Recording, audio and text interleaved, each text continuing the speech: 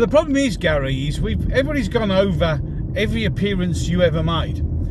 And for somebody who's so patriotic, you never once sang the national anthem. We've all been lied to our whole lives. Can't you bloody tell?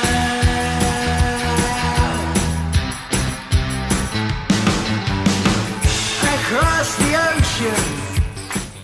Well, hello, you gorgeous mother truckers, you. Welcome to another video. Right then, so did a video a couple of days ago about Gary Neville, maybe even yesterday, can't remember. It's been one of them weeks, and basically sort of derided the Mancunian idiot for his bullshittery and statements, and he seems to have been getting you pretty much universally panned for it. Now, 2 points on this video. Point number one, now Gary Neville claimed in his video that he was very, very patriotic, and he served and played for England, and he absolutely loved doing it for his country.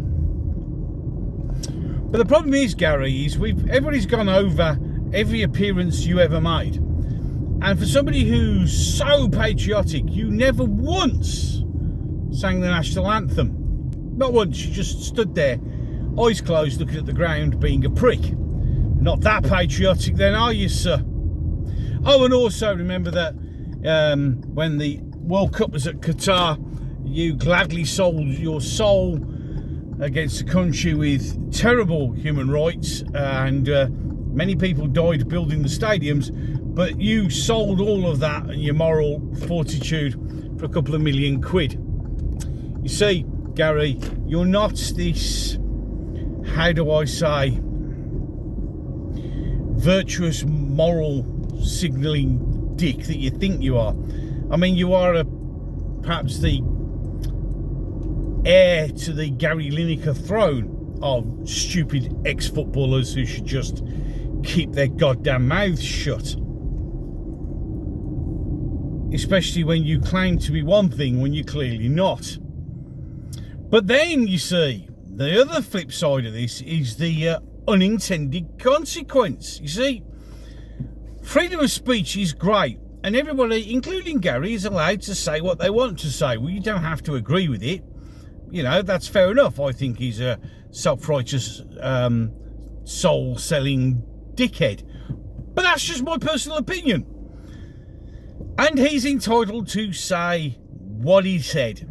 And I have no problem with that. But what you also have to understand is, like everybody else, you see, with free speech doesn't mean you get no consequences. They're not free from consequences. You know, when you say something, there is going to be a consequence one way or another. Maybe it's harsh language. Maybe it's somebody sending you an email wishing you to unalive yourself. Or sometimes it may be a bang on the door and you spend 2.5 years in prison for saying something. Is it right? No. But is it part of the thing? It's consequences. So, Gary, you see, you've just generated a very unfortunate consequence, have you not? You see, those white middle-aged men that you derided so much and basically claimed were the reason why the country is divided, they're cancelling their Sky Sports subscriptions hand over fist. In fact, so much so that at the moment, if you phone up Sky, you've got a good chance, even if you're in contract, for them to just not bother and waive it because of the kickback. You see, he gets paid over £1 million to talk football, something he was average at best. So people have decided that if you're going to call us this, we're just not going to subscribe to the service that provides you with your wages. I mean, you'll still get paid and Sky will do absolutely nothing about it, but it's going to cost Sky a pretty penny. And all this because you think what you're saying is right. You think that your Labour-esque warped viewpoint of the world is the way it should be, not the way it is.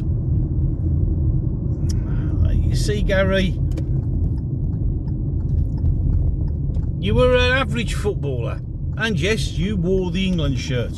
Mind you, again, many other people have wore the England shirt, and we've never won shit all, because when it all comes down to it, you're all not interested, because you're all overpaid, pompous dicks, and you've left, and now you're still being an overpaid, pompous dick. So to Sky, I hope you're enjoying the membership drops. I mean, I don't own Sky, never would own Sky. I think it's a shit thing. I lie, I did have it once, and the problem is I just thought it was shit, because whenever I got bad weather I couldn't watch the telly. Now I don't do that, but then again, that was back in the day when I used to watch telly. There's nothing good on anymore, is there? Well, no, I won't lie, do quite like a bit of Bake Off, not because of the show itself, just because I just like looking at sweet tasting things. Any case, enough for that. Ways to support the channel down below. If you like what I'm doing, agree with what I'm saying, you could just hit that subscribe button. You could like, you could share, you could even let me know what you think in the comment section. That's if YouTube's AI bot doesn't delete you. It's all possible. Oh, and if you are subscribed or you do subscribe, don't forget to hit that magic bell, the notification bell, and set it to all, and then you'll get told that I've done another video. Any case, with that, I'm done. So, I'll catch you in the next one. You said to me that you can't stand the world you're living in.